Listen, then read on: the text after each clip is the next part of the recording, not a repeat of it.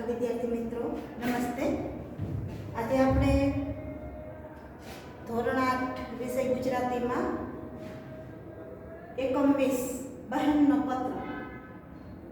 જો આ પાઠનું જે માધ્યમ છે એ પત્રના સ્વરૂપમાં વર્ણવાયેલું છે.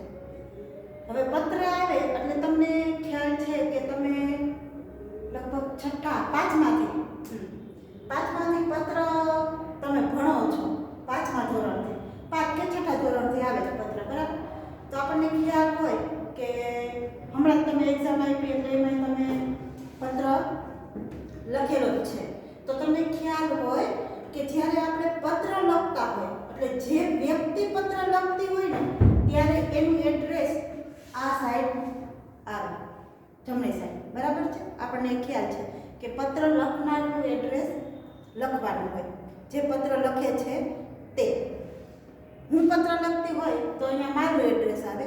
તમે પત્ર લખો છો તમારા પિતાજીને, તમારા મમ્મીને, કે તમારા ગુરુજીને, કે તમારા મિત્ર સહેલીને, કે પછી અન્ય કોઈ અધિકારીને પત્ર લખતા હોય ત્યારે આપણે પેલું આપણું એડ્રેસ અહીંયા આવે છે.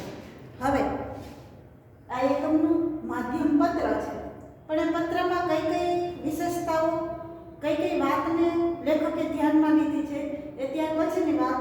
પણ ત્યાર પહેલા મણિલાલ પટેલ, જે આ પત્ર, જે આ પાઠના લેખક છે, એ મણિલાલ પટેલ છે.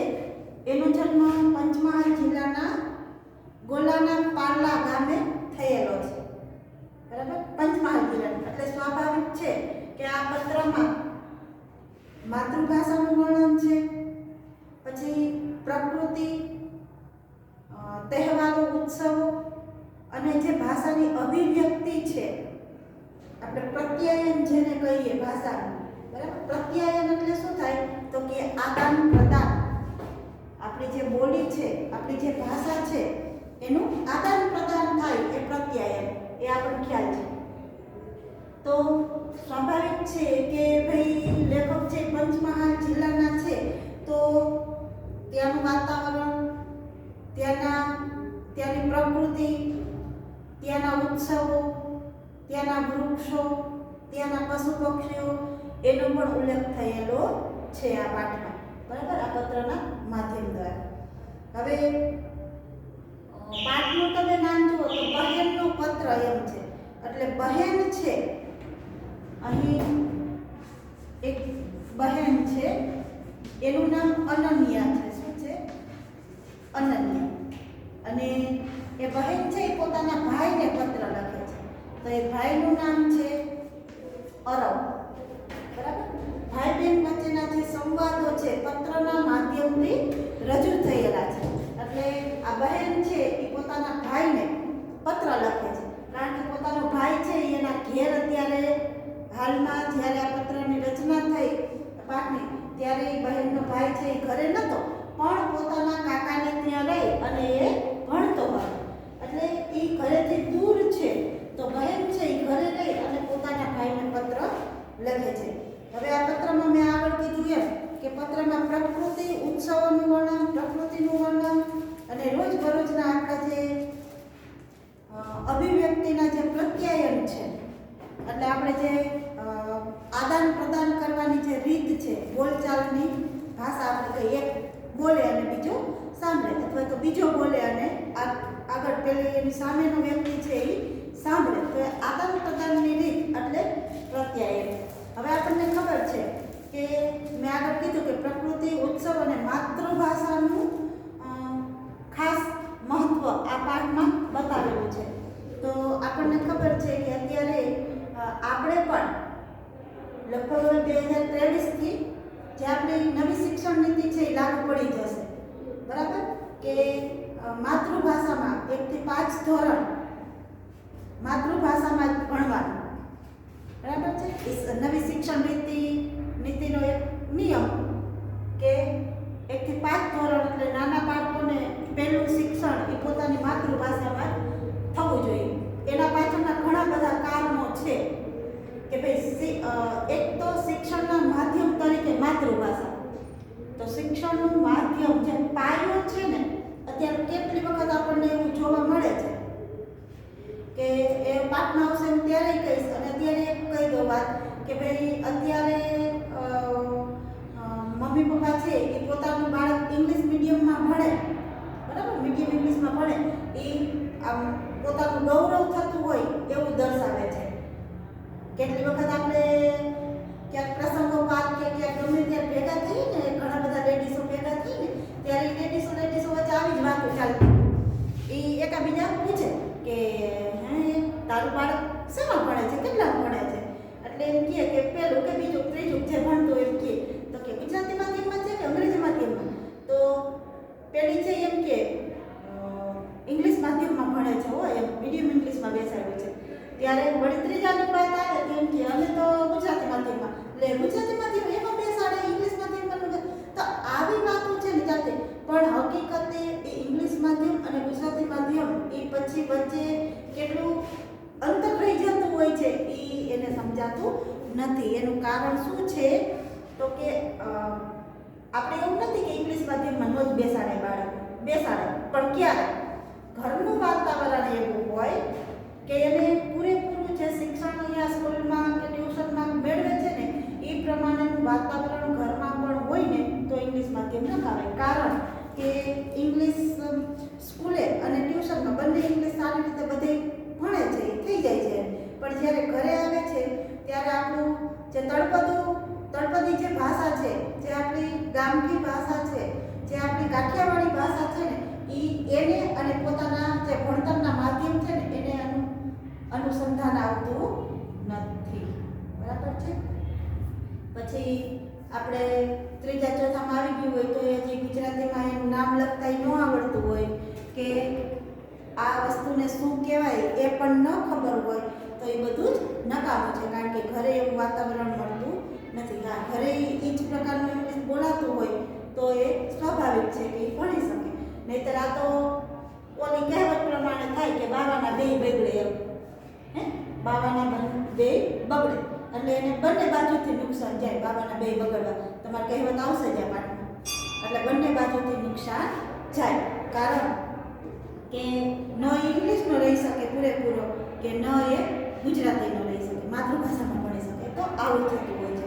એટલે શિક્ષણનું માધ્યમ છે એ માતૃભાષા જ હોવી જોઈએ. એટલે આપણે શિક્ષણ નીતિ છે એ ઘણા વર્ષો પછી એ આપણે સરસ મજાનું આપણને કામ આવે એવું નીતિ ઘડાઈ રહી છે. શું કામ માતૃભાષા જોવું જોઈએ શિક્ષણનું માધ્યમ? તો કોઈ પણ એવું હોય માતૃભાષા તો ગણિત લઈ લ્યો, વિજ્ઞાન લઈ લ્યો, સમાજ ગમે એ વિષયોનું જ્ઞાન છે ને મેળવવામાં માતૃભાષા છે ને એ ચાવીરૂપ છે. બરાબર, માતૃભાષા આવડતી હોય તો બીજી બધી ભાષા આવડે એ તમારે આવશે જ પાઠમાં આગળ અંદર. બરાબર છે. આપણને આપણી માતૃભાષા આવડતી હોય તો બધા વિષયોનું જ્ઞાન છે ને આપણને મળી જતું હોય છે. એટલે શિક્ષણનું માધ્યમ જ માતૃભાષા હોય એ યથાર્થ છે સર્વદા.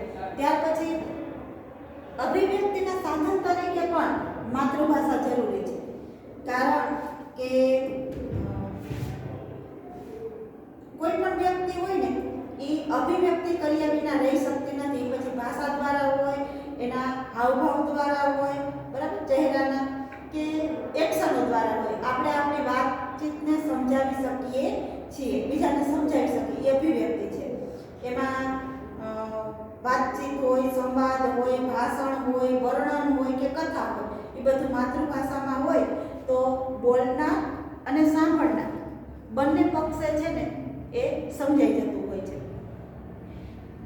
ત્યાર પછી સામાજિક સાંસ્કૃતિક વારસાની ચાવી તરીકે માતૃભાષા. બરાબર છે. કોઈ પણ વિષયનું ચિંતન, મનન આ બધું છે ને આપણી માતૃભાષામાં જ આપણે કરતા હોઈએ છીએ. આપણે પાઠમાં અંદર આવશે કે કોઈ પણ આપણે રસ્તા વચ્ચે ચાલ્યા જતા હોય અને અચાનક જ આપણે ઊભા રહી જઈએ, એવું કંઈક આપણી સામે દ્રશ્ય ખડું થઈ જતું હોય ત્યારે આપણને એ દ્રશ્ય વિશેના ખ્યાલ શું આપણને ઉર્દુ કે ફારસી કે ઇંગ્લિશ કે હિન્દી એમાં આવે છે? નથી આવતા. આપણને કોઈ પણ ઘટના કે બનાવ કે કાંઈ પણ બન્યું હોય તો એ આપણી માતૃભાષામાં જ આપણને વિચારવાનું આપણે શરૂ કરી દઈએ છીએ કે આ શું થયું, કેવી રીતે થયું હશે, હવે શું કરવાનું છે. હવે પછીના આગળનું જે કાર્ય છે એ કોણ કરશે, કેવી રીતે કરશે? અનેક પ્રકારના આપણા આજુબાજુ છે ને પ્રશ્નોનું આખું એમ કહેવાય કે વ્યૂ રચાય છે, બરાબર છે? આખું ચક્ર તરવરી ઉઠે આપણી સામે. તો આપણે આ બધું ચિંતન, મનન, અભિવ્યક્તિ, પ્રત્યાયન, આદાન પ્રદાન જેને આપણે કહીએ એ બધું જ આપણે માતૃભાષામાં જ કરીએ છીએ. એ પછી મહારાષ્ટ્ર હોય તો પોતાની મરાઠી ભાષામાં કરતો હોય, ગુજરાત હોય તો આપણે ગુજરાતી ભાષામાં કરતા હોય. તો જે જેની માતૃભાષા સમજાય ગયું એ એનું મહત્વ એના જે બાળકના જીવનમાં ખૂબ જ હોય છે. કારણ કે વિચારી માતૃભાષામાં શકે અને આગળનું કાર્ય પણ એની માતૃભાષામાંથી કરી શકતી હોય છે. માતૃભાષા શિક્ષણનું ઉદ્દેશ્ય શું છે? તો કે એના પહેલાં તો જે 4 કૌશલ્યો છે ને એ આવડતા હોવા જોઈએ. 4 કૌશલ્યો અને માતૃભાષામાં ભણે ને એટલે 4 કૌશલ્યો એને આવડી જ જાય. ક્યાં કે? તો કે શ્રવણ, કથન, વાંચન અને લેખન. શ્રવણ એટલે સાંભળવું. સાવ બાળકનો જન્મ થાય ને નાનું મનસાવ ત્યારે પહેલાં એ સાંભળતા શીખતું હોય છે. જેથી ગમે ત્યારે અવાજ આવે ને એટલે તરત એનું ધ્યાન ત્યાં જાય. તો ધ્યાન જાય છે એટલે શું? તો કે એને સંભળાય છે.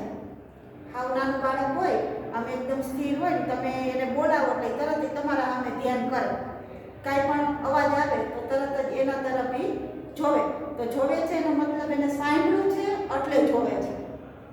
કથન એટલે બોલવું, પછી બોલતા શીખે ધીરે ધીરે, બરાબર? પછી વાંચન એટલે વાંચતા શીખે અને છેલ્લે લેખન એટલે લખતા શીખે છે.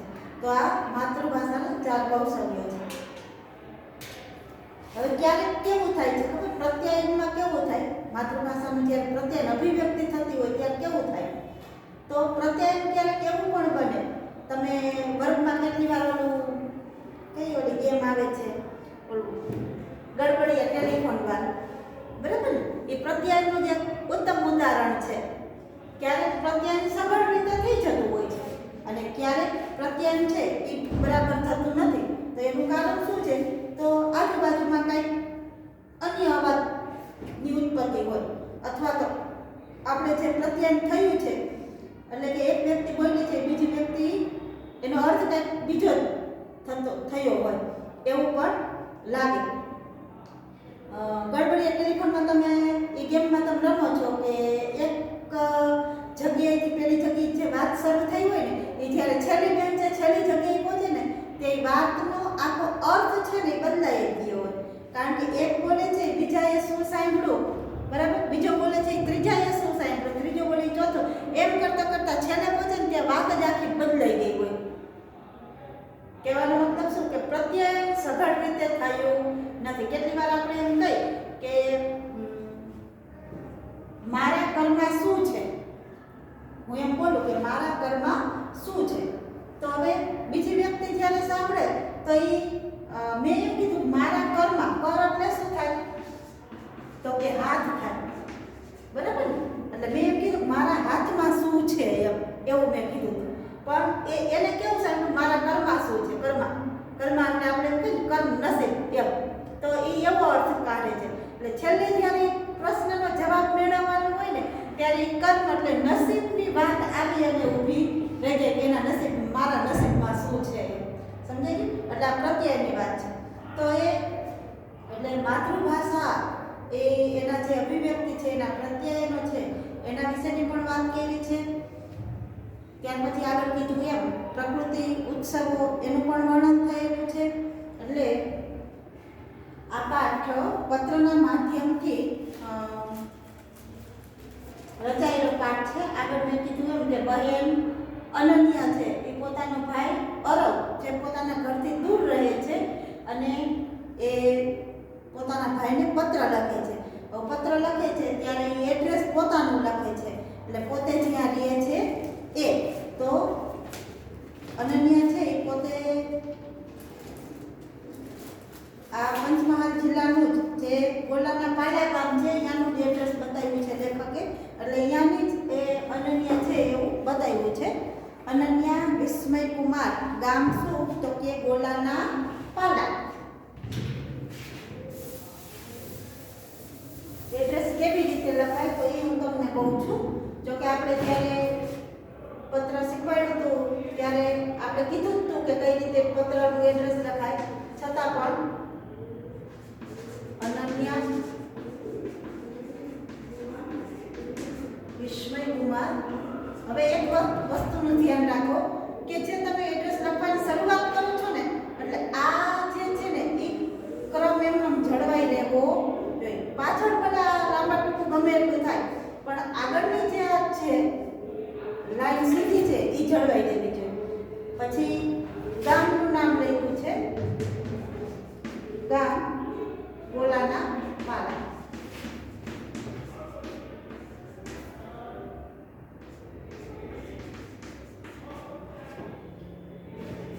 પછી પોસ્ટ મધવાસ, જે મેઇન પોસ્ટ હોય તે. તાલુકો લુણાવાડા.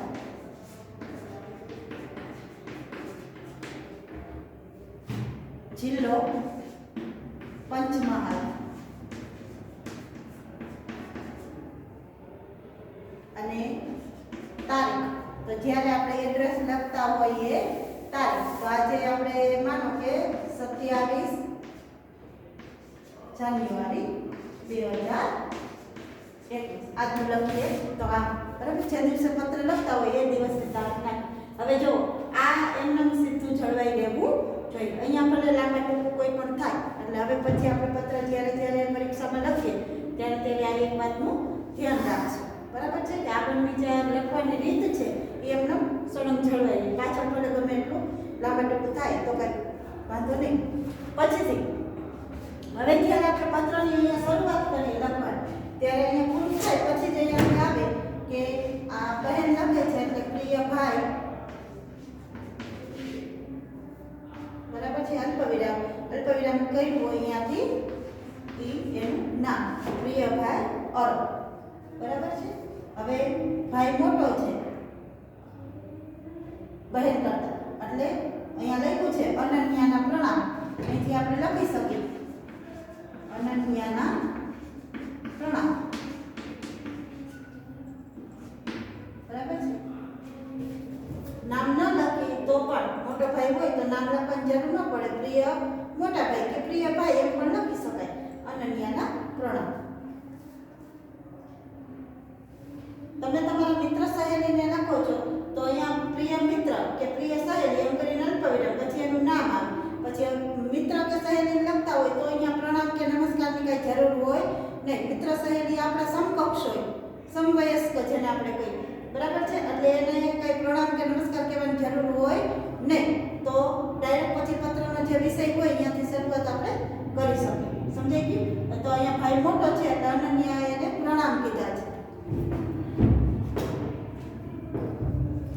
હવે જો હવે આ પાઠની શરૂઆત છે ને એ અત્યારે આપણા વિડિયો મારફતે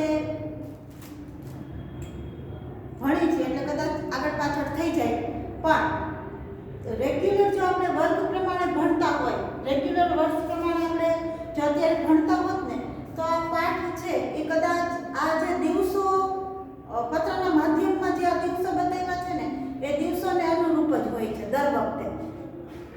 હું તો આટલા વર્ષના અનુભવ પછી કહું છું કે દર વર્ષે આ પત્ર છે એ ઋતુ, આ પત્રમાં જે ઋતુનું વર્ણન કરેલું છે, જે દિવસોનું વર્ણન કરેલું છે, જે તહેવારોનું વર્ણન કરેલું છે, જે પાકોનું વર્ણન કરેલું છે, એ બધું જ છે ને ત્યારના સમયગાળામાં જ ભણવાનું હોય છે. જેથી કરી અને તમને છે ને એ વાતાવરણની અનુભૂતિ થાય, એ પાકોની પણ અનુભૂતિ થતી હોય અને એ તહેવારોની પણ અનુભૂતિ થતી હોય છે. ત્યારે જ દર વર્ષે આપણે છે ને આ પાઠ ભણવામાં આવતો હોય છે દર વર્ષે, બરાબર છે. એટલે અત્યારે આ વિડિયાના માધ્યમથી આપણે ભણી છીએ ત્યારે કદાચ આગળ પાછળ થાય તો આપણે સહજ સ્વીકારી લેવાનું આ વર્ષ પૂરતું.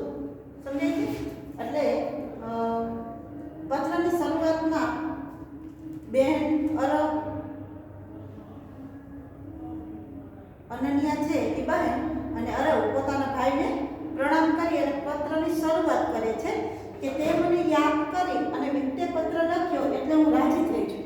પણ હવે હોળી ધૂળેટીના દિવસોથી વાતાવરણ બદલાવા માંડ્યું છે એ આપણને ખબર છે કે હોળી ધૂળેટીના દિવસો આવે, વસંત ઋતુની શરૂઆત થાય, બરાબર. વસંત પંચમી હોય ને ત્યારથી વસંત ઋતુની શરૂઆત થાય. એટલે વસંત ઋતુની શરૂઆત થાય પછીથી જ હોળી ધૂળેટીના દિવસો છે એ નજીક આવતા જાય. એટલે હોળી ધૂળેટીના દિવસો આવે ને એટલે વાતાવરણ પણ બદલાવા લાગે છે. આપણને ખબર છે કે ઠંડીની મોસમ છે પૂરી થઈ જાય, ત્યાર પછીથી ઉનાળાની ઋતુ શરૂઆત થાય. પણ વસંત ઋતુના જે દિવસો છે, હોળી ધૂળેટીના દિવસો જે છે ને એ આહલાદક દિવસો હોય. કારણ કે વસંત ઋતુના દિવસો એવા હોય કે તમને કડકડતી ઠંડીનો પણ અનુભવ ન થાય, પરસેવેથી રેપઝેપ પણ ન થઈ જાવ, અને જે ચોમાસાનું જે ગંદકી થાય, ગારો ને કીચડ ને એ પણ કાંઈ થાય નહીં. એટલે વસંત ઋતુના દિવસો છે ને એ આહલાદક અને મનમોહક હોય. તમને જો એ તમે હોય કે હું હો ગમે તે, આપણને એ દિવસોમાં છે ને કંટાળાનો અનુભવ નથી થતો અને થાકનો પણ અનુભવ નથી થતો. કારણ કે જે વાતાવરણ છે ને એ સરસ મજાનું યોગ્ય હોય. ન ઠંડીનો અહેસાસ થાય, ન ગરમીનો અહેસાસ થાય કે ન વરસાદ હોય, બરાબર છે. એટલે આહલાદક દિવસો હોય વસંત ઋતુના. તો અહીંયા આગળ કીધું એમ કે હોળી ધૂળેટીના દિવસોથી વાતાવરણ બદલાવા માંડે છે.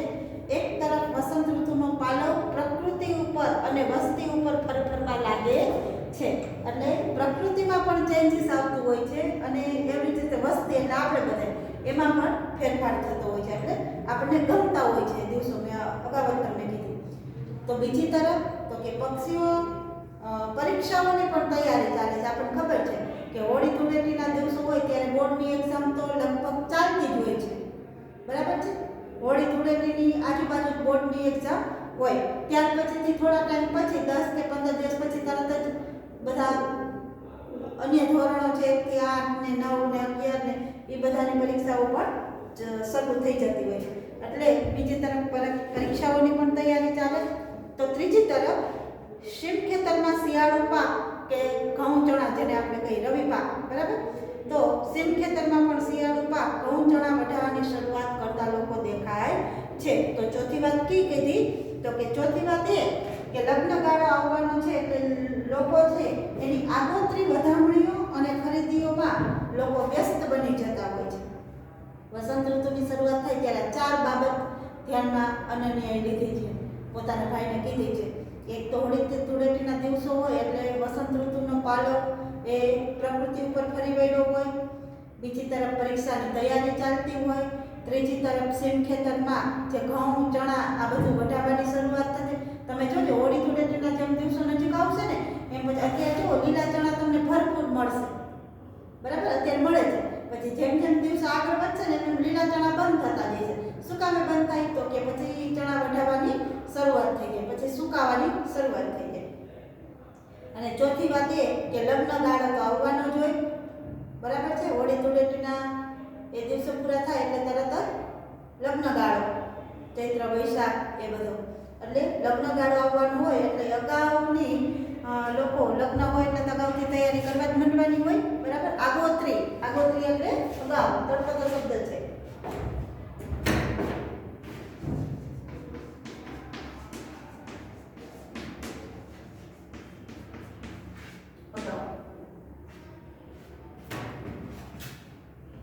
આગોતરી એટલે અગાઉથી વધામણીઓ અને ખરીદીઓમાં લોકો વ્યસ્ત બની જાય. વ્યસ્ત એટલે મશગુલ થઈ જવું, તૈયારી કરવામાં લાગી જવું. મને તો કે અનન્ય એવું કહે છે મને તો આ ઋતુ બહુ જ ગમે છે. આમ તો કે વર્ષા અને શરદ એ પણ મારી મનગમતી ઋતુ છે. મને વસંત ઋતુ તો ગમે જ છે, પણ વર્ષા ઋતુ અને શરદ ઋતુ એ પણ મારી મનગમતી ઋતુ છે. પણ વસંતના દિવસો તો મને ખૂબ જ ગમે છે. એના પણ કારણો છે. શું તો કે તું તો એમ કહીશ, એટલે એના ભાઈને એવું કહે છે કે હું એમ કહું છું કે મને વસંત ઋતુ તો બહુ ગમે છે. તો એનું કારણ શું? તો એના ભાઈને એવું કહે છે તો તું એમ કહીશ કે કોયલ બોલે છે અને આંબે આંબે કેરીઓ ઝૂલે છે ને એટલે મને વસંત ઋતુ ગમે છે. એવું હોય. વસંત ઋતુ ગમવાનું કારણ શું કીધું છે કે કોયલ બોલે છે ને આંબે આંબે કેરીઓ ઝૂલે છે. કોયલ બોલે તો જ આંબે આંબે કેરીઓ ઝૂલે, નહીંતર ન ઝૂલે નહીં. પણ વસંત ઋતુની શરૂઆત થાય એટલે જો તમે કોઈ અત્યારે આમ કોયલનો અવાજ તમને બહુ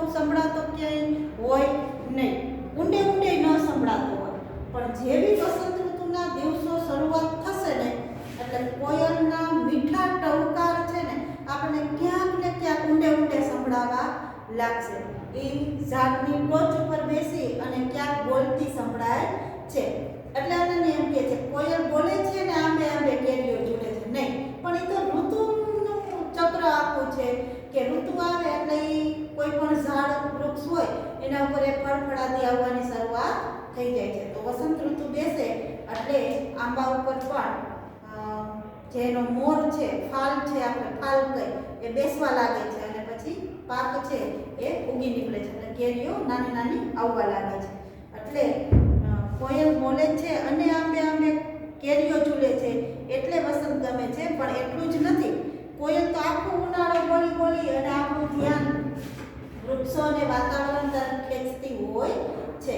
બરાબર ને? ઉનાળામાં તમને એક તો આપણે ધૂમધકતો તડકો હોય ઉનાળો, થોડી દિવસો પૂરા થઈ જાય પછી એમને ગરમીની શરૂઆત વધતી જાય છે. બરાબર? એટલે જ આપણે વેકેશનના દિવસો હોય ત્યારે તમે જુઓ તડકો એટલો હોય, તાપ એટલો પડતો હોય અને ગરમીનું પ્રમાણ પણ વધુ હોય. લોકો બપોરે બહાર જવાનું પણ ટાળતા હોય છે.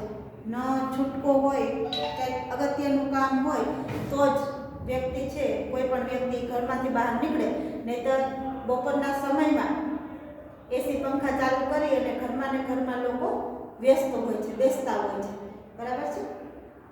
પણ આ કોયલ છે એ આપણું ધ્યાન છે એ એના તરફ અને વૃક્ષો તરફ ખેંચતી હોય. ક્યાંક ને ક્યાંક એવું વાતાવરણ એકદમ શાંત હોય, બપોરના સમયમાં કોલાહલ ના હોય, એટલે એ બપોરના સમયમાં કોયલ છે એ બોલતી બોલતી આપણું ધ્યાન એના તરફ અને વૃક્ષો તરફ ખેંચતી હોય છે.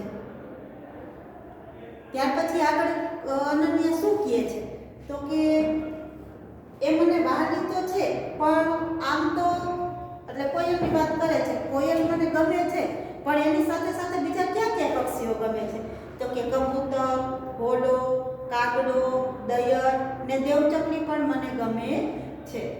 જો હવે આ પાઠ પંચમહાલ જિલ્લાના લેખકે લખેલો છે. અનન્યા પણ એ જ જિલ્લાની છે.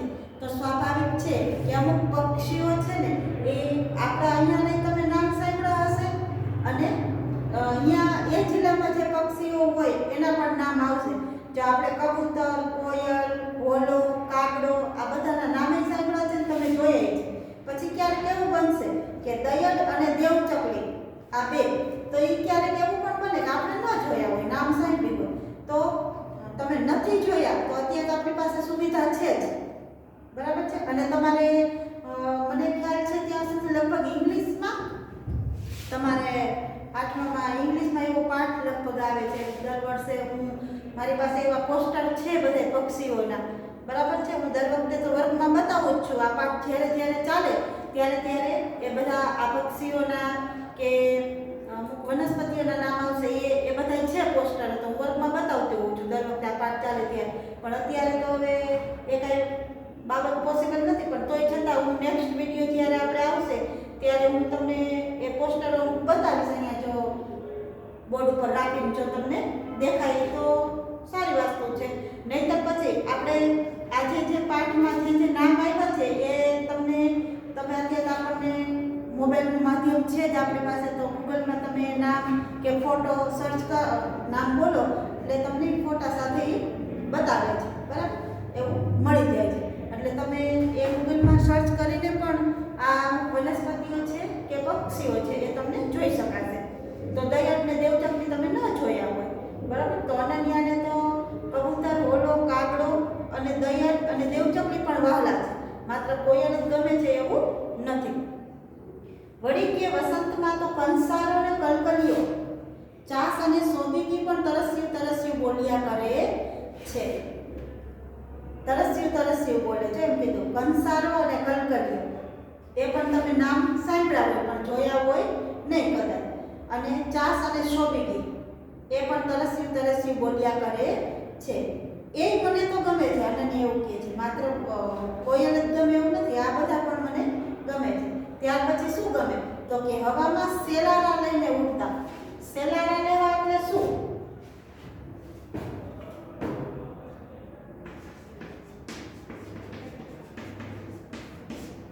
સેલારા એટલે તમને કહું કે જો પેલા પાણીમાં સેલારા લેવા એ તમને સમજાવું. તરતા હોય, બરાબર છે. એ પછી પક્ષીઓ હોય તોય ભલે કે માણસ હોય તોય ભલે, પાણીમાં તરે ત્યારે હાથ ને પગ આમ કરે, ખબર છે ને, હાથ ને પગ, પાછળથી પગ ધબે અને આગળથી હાથને આમ એકદમ આમ સેલારા લેતા હોય છે. એને આમ જે હાથને આમ કરવું ને એ સેલારા લેવા કહેવાય. પગને પાછળ આમ કરવા એ પણ સેલારા લેવા કહેવાય.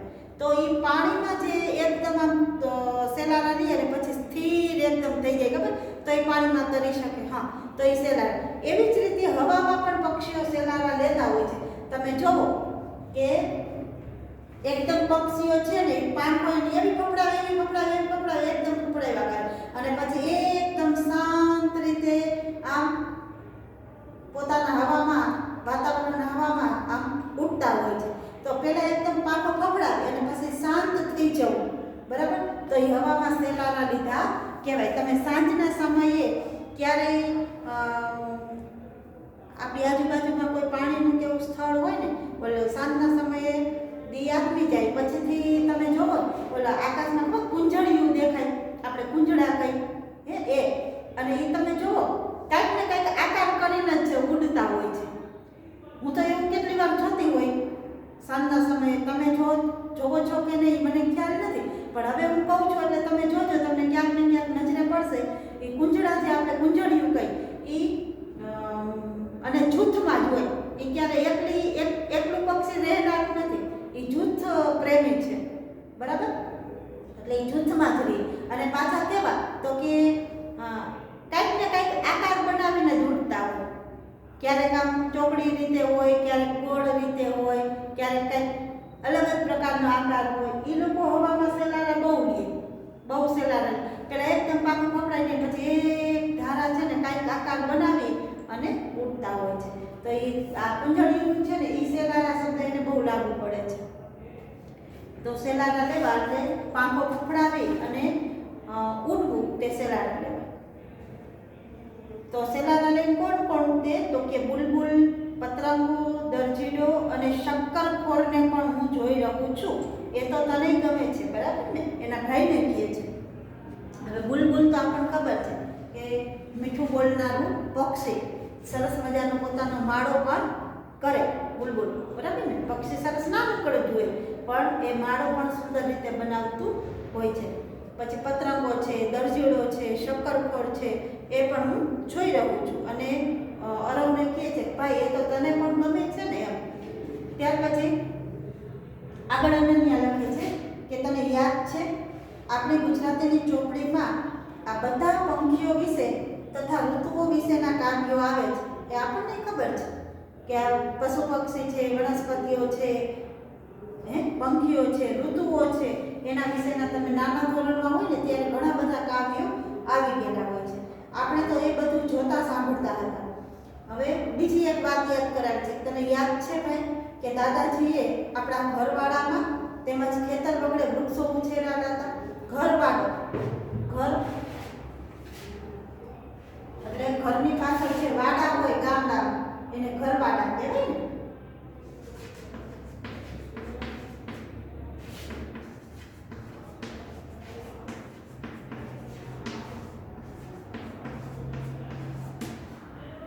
ઘરની પાછળ જે વાડો હોય ગામડામાં બહુ આવું હોય, પાછળ ખુલ્લી જગ્યા હોય એટલે અહીંયા ફરતે કાંટાની વાડ કરી નાખે એટલે એનો વાડો થઈ જાય, બરાબર. તો ઘરની પાછળનો વાડો ભાગ એ ઘરવાડો. તો ઘરની પાછળના ભાગમાં અને ખેતરોમાં દાદાજીએ ઘણા બધા વૃક્ષો ઉછેરેલા છે. અને ગામમાં તો આજે વૃક્ષો ઠીક છે એમ, ગામમાં તો છે જ વૃક્ષો, પણ ઘરવાડામાં જે ઉછેરેલા છે અને ખેતરોમાં ઉછેરેલા છે એ વૃક્ષો પણ જોવા મળે છે. ઋતુઓ ઝાડવે દેખાય ને ત્યાં જ તો પંખીઓ ગાય છે ને. ઋતુઓ ઝાડવે દેખાય છે એમ કીધું છે. ઋતુઓ ઝાડવે દેખાય, ઝાડ એટલે વૃક્ષ, ઋતુ છે એ વૃક્ષોમાં દેખાય છે એમ કહે છે અનન્યા. હા, હું તો કહું કે ઋતુઓ ઝાડવે દેખાય. શું કામે? તો એનું કારણ છે કે જેમ ઋતુ બદલે છે ને એમ ઝાડમાં પણ વૃક્ષોમાં પણ પરિવર્તન આવતું હોય છે. આપણને ખબર છે પાનખર ઋતુ આવે એટલે પાંદડાઓ છે ને એ બધા પાંદડાઓ પીળા થઈ થઈ અને ખરી પડે છે. પાનખર ઋતુમાં તમે જુઓ તો વૃક્ષો સૌ ઠૂઠું બની જાય છે. હે, બધાય પાંદડાઓ ખરી છે. એમાં ખાસ કરીને સવલનું ઝાડ ને સવલ, એ તો સાવ ઠૂઠું જ બની જાય, ડાળીઓ જ ખાલી હોય, એક પણ પાંદડું ઉપર રીએ નહીં.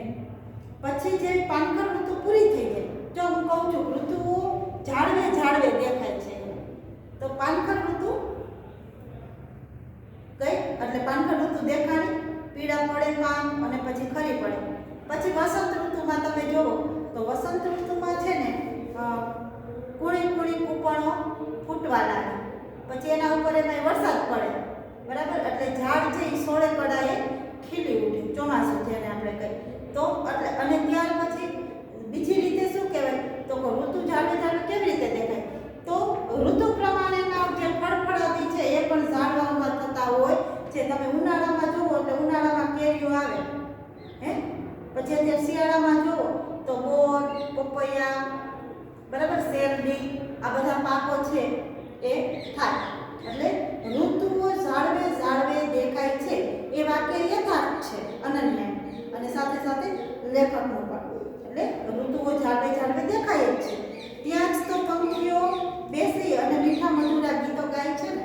પંખીઓને બેસવાનું સ્થાન કયું તો કે ઝાડ, વૃક્ષ, બરાબર, એના ઉપર એને બેઠા હોય ને માળા કરતા હોય ને સાથે સાથે મીઠા મધુરા ગીતો ગાતા હોય. સાથે સાથે શું કરે તો કે પીપળ વડના ટેટા તથા સોનમોરના પાપડા અને બીજા ફળો પણ ખાતા હોય છે. ઝાડવે ઝાડવે બેસે છે, ગીત મીઠા મધુરા ગાય છે અને પોતાનો ખોરાક પણ એ વૃક્ષોમાંથી જ શોધતા હોય છે.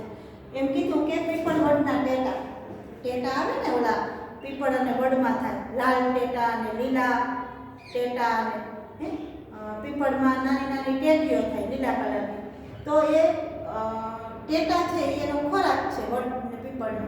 તો એવી રીતે સોનમોરના પાપડા એ સાઈડ થતા હશે, બરાબર છે, તો એ સોનમોરના પાપડા પણ એનો ખોરાક છે. અને બીજા અન્ય ફળો કે અનાજના દાણા એ બધું ખાતા હોય છે. પછી લેખક શું કહે છે, લેખકના માધ્યમથી અનન્યના માધ્યમથી લેખક લખે છે કે અનન્ય પોતાના ભાઈને પત્રમાં લખે છે કે વૃક્ષો તો ધરતીની શોભા છે, બરાબર છે ને, વૃક્ષો ધરતીની શોભા છે.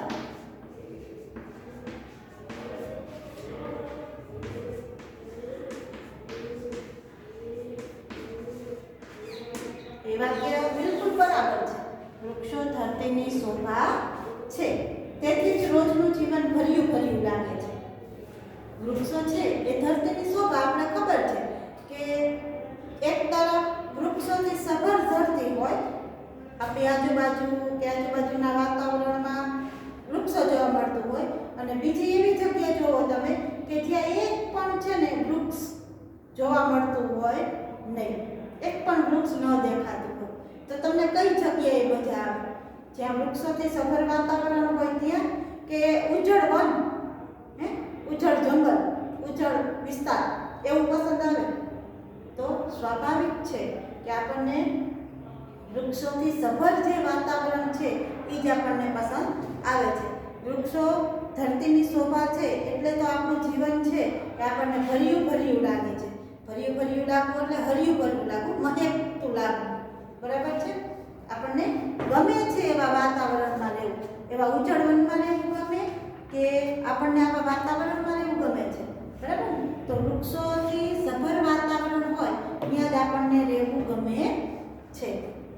વિદ્યાર્થી મિત્રો, અહીંયા આપણે વૃક્ષો ધરતીની શોભા છે અને ત્યારના આગળનું જે ઋતુની વાત કરી છે, બરાબર, પંખીઓની વાત કરી છે, એના વિશે આગળ આપણે ચર્ચા કરેલી છે. એટલે કે અરવને પોતાની બહેન અનન્ય છે એ પત્ર લખી રહી છે, અને પત્રના માધ્યમથી એને પક્ષીઓ વિશે, ઋતુઓ વિશે અને વૃક્ષ ધરતીની શોભા છે એના વિશેની વાત કરી છે. હવે બહેન અનન્ય છે એ આગળ પત્રમાં માતૃભાષા વિશેના વાત કરવા જઈ રહી છે.